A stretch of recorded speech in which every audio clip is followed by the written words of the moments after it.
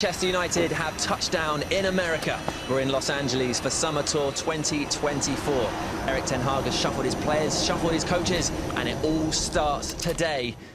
So, Danny, obviously, there have been 2 pre-season games already, but this is the first session here in America of this part of tour.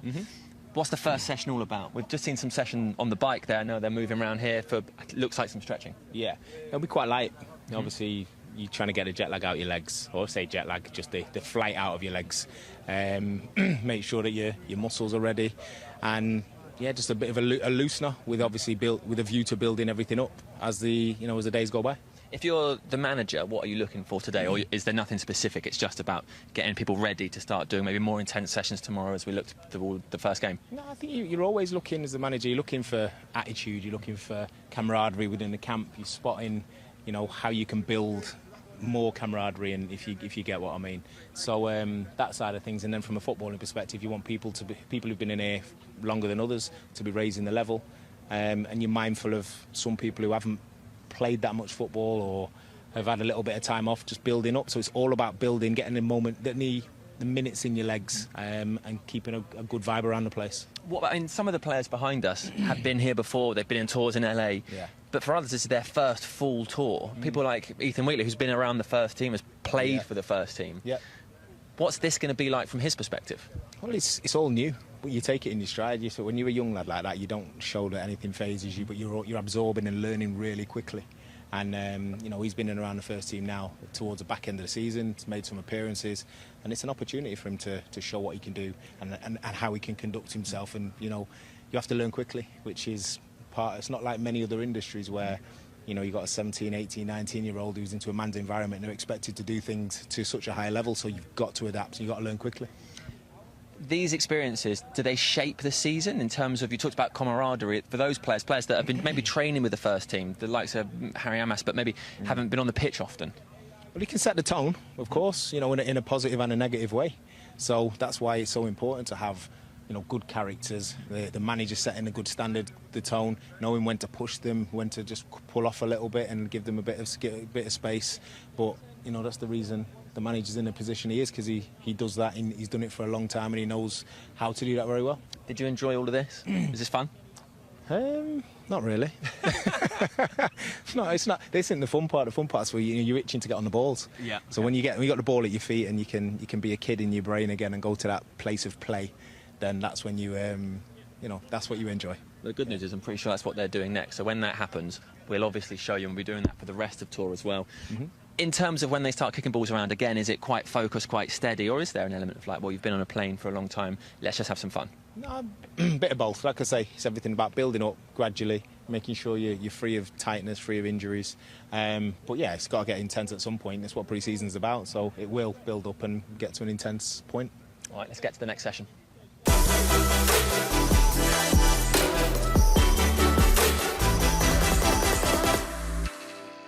Danny, you said if you were out there, you'd want to get on the ball. The players are now out there and they've started kicking balls, having a little run. But before they got moving, Erik ten Hag had everybody in a huddle and he spoke to them for a few minutes. What do you think he's saying? He's just setting the tone. I think telling what he demands from people, what he expects of the training, of the games, of the tour. Probably setting his standards, interacting, see if anyone else has got anything to say. Yeah, we're going to get run over, so I'll move you in. Yeah, just see if anybody else has got anything to say. Yeah. Just get the general feel from the group, really. Would you expect players to speak up at that moment? Yeah, of course, yeah. I think you've got enough senior players, or people with voices, people with characters that would, if they want to say something, they would speak up, yeah. And I think it's welcomed, at times like this where you ask for your opinion, I think it's welcomed, whilst it may not change anything, it's welcome to understand what the feeling of the group is. Yeah. They're all running around, obviously. Marcus was taking the ball with him. Do you rate that? That was me. Yeah, when I saw it, I was like, this is you when you're playing. Yeah, always running around like that. You're just in play mode. You're having fun. You're just in your own little world. Just getting a little touch on the ball, yeah. Definitely, that was me. So I get it. So the little break. Looking at what's set up, what do you sort of expect to happen? I think just a lot of mini games, little mini games, little exercises, nothing of great magnitude where you're doing big distances and running. Yeah. But, short, sharp, agility stuff. Probably a few rondos that they'll do. You can see in the corner at the moment, they're just doing the agility, getting over the hurdles, opening up your groins. So yeah, just small stuff, getting ready to go into the bigger stuff down the line. Obviously, Ruud's first tour as well, since he was a player. Yeah. What do you think he's going to bring to the forwards? You know what? I think not just the forwards. I think he'd be really good as a man manager. I do. I think getting around people, helping them tweak with their little tweaks in their game. So strikers, if you want to use them as an example, there's no better player, with the movement of Ruud. So to be able to tweak the likes of Rasmus's game and for Ethan Wheatley to learn from him. It's unbelievable. So yeah, I think the little tweaks will be really important. Do you think that'll also apply to people like Ahmad or Marcus, players that are maybe Garnacho in the wider positions? Yeah, I do, because when you're playing out wide, you need to know what your central striker's doing. So it isn't just a case of he's coming in, he's only going to work with the strikers. It's a forward, as a blend. And I think Ruud's done that well in his managerial career to date. It's a big coup to have brought him in this capacity. So that tells you that it's not just about one position specific. All areas of the pitch, he knows what he's talking about. We're a few days from the first game against Arsenal. Yeah. Do you think the manager's decided what his team is already, or do you think it's going to be decided by what happens in these sessions? No, I think some of it's decided on minutes needed, when people have come back. So it's not going to be necessarily decided on the performance of the last game or anything like that. It'll be balanced on load. They always monitor the load. Have you had 45 minutes, then an hour, then maybe you get your 90 minutes in, and then from there on in towards the end of the tour, you'll start to see more of what he's looking for when more players come in and they've got minutes in the legs.